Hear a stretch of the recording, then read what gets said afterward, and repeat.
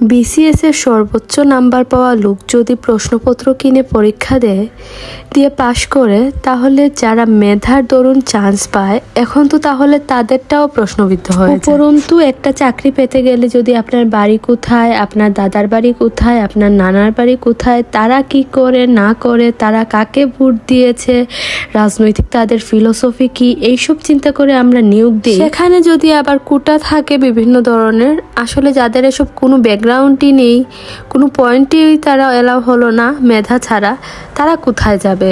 তারা কোথায় যাবে জানেন? তারা দেশ ছেড়ে চলে যাবে।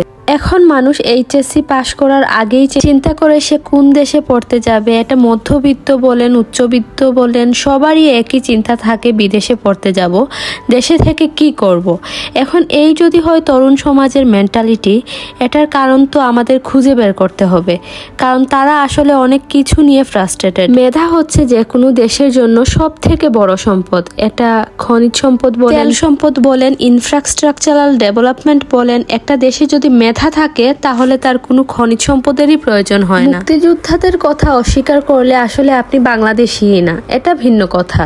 কিন্তু এটা কি কেউ গ্যারান্টি দিয়ে বলতে পারে যে প্রত্যেকটা মুক্তিযোদ্ধার পরিবারের প্রত্যেকটা মানুষই সুশিক্ষায় শিক্ষিত, প্রত্যেকেই মেধাবী, প্রত্যেকেই যোগ্যতা সম্পন্ন? কোটাভিত্তিকভাবে যদি পরীক্ষা দিয়ে আমরা ইউনিভার্সিটিতে টিকে যাই, কোটাভিত্তিকভাবে যদি আমরা চাকরি পেয়ে যাই, তাহলে সেটা থেকে আউটপুটটা কি? আসলে সবার আগে তো আমাদের আউটপুট নিয়ে চিন্তা করতে হবে যে আউটপুটটা কি। মুক্তিযোদ্ধারা তো এই জন্যই মুক্তিযুদ্ধ করেছেন, দেশটাকে স্বাধীন করার জন্য, সুন্দর করার জন্য, একটা সার্বভৌম দেশ তৈরি করার জন্য। সেই দেশে মেধাহীন মানুষ দিয়ে যদি সিস্টেম চালানো হয়, সরকারি পরীক্ষাগুলোর মতো এত বড় বড় পরীক্ষার জায়গাগুলোতেও যদি এত বড় প্রবলেম আইডেন্টিফাই হয়, এটা নিয়ে কাজ না করলে তো দেশ তার সম্পদ হারাচ্ছে। একটা পদ বা ডেজিগনেশন কখনো কোটার মাধ্যমে ফিল আপ করা যায় না। একটা পদ যখন খালি হয়, সেই পদের কিছু ভাইটাল রেসপন্সিবিলিটি থাকে, সেই পদের উপর ডিপেন্ড করে আরো হাজার হাজার লক্ষ লক্ষ মানুষের অনেক কিছু নির্ভর করে। তো সেই পদটা যদি যোগ্য ব্যক্তি দ্বারা, মেধা সম্পন্ন ব্যক্তি দ্বারা ফিল আপ করা না হয়, তা শুধুমাত্র পদের সাথে বিচার করা হয় না, ওই যে হাজার হাজার মানুষ যারা ওই পদের উপরে নির্ভরশীল, ওই প্রত্যেকটা মানুষই এফেক্টেড হয়। আমি নিশ্চিত যে মুক্তিযোদ্ধারা কখনোই এটা চান নাই যে তাদের জীবন দ্বারা, তাদের পরিবারের দ্বারা আরো 10 জনের ক্ষতি হোক। এটা আসলে উপকার না, এটা আসলে অপকার। তাদের জন্য অপকার, দেশের জন্য অপকার, সবার জন্যই অপকার। তাই বৃহত্তর স্বার্থে আসলে আমাদের এখন দেশ নিয়ে চিন্তা করাটা খুবই জরুরি।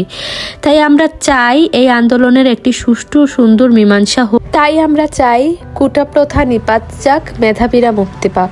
এই আন্দোলনের একটা শান্তিপূর্ণ মীমাংসা হোক। আমরা চাই না আর কারোর প্রাণ যাক, আর কোনো শিক্ষার্থীর শরীর থেকে রক্তপাত হোক। একটা স্বাধীন দেশে লাঠি পেটা, গুলি, রক্ত কখনো সমাধান হতে পারে না।